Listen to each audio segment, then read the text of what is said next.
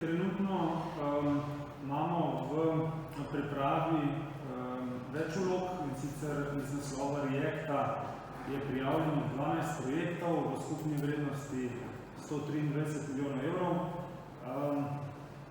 14 dni nazaj smo dobili prvo, mislim, da je bila prva ali druga odločba za 50 milijonov evrov za energetsko sanacijo glavnega stavbe hospitala.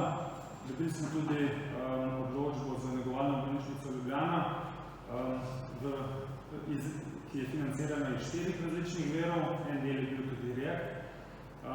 Potem pa imamo še v sklopu RRF-ja predvidenih, se pravi, 3 projekte ključne, in sicer obe infekcijski kliniki v Ljubljani in pa v Mariboru, ter pa negovalni dom. Ocenjena vrednost je 130 milijonov evrov, te odločbe čakamo. Potem imamo pa še iz različnih kohezijskih skladov že pridobljene odločbe v višini 15 milijonov evrov, tako da tega denarja recimo za infrastrukturo je v višini 280 milijonov evrov trenutno v pripravi.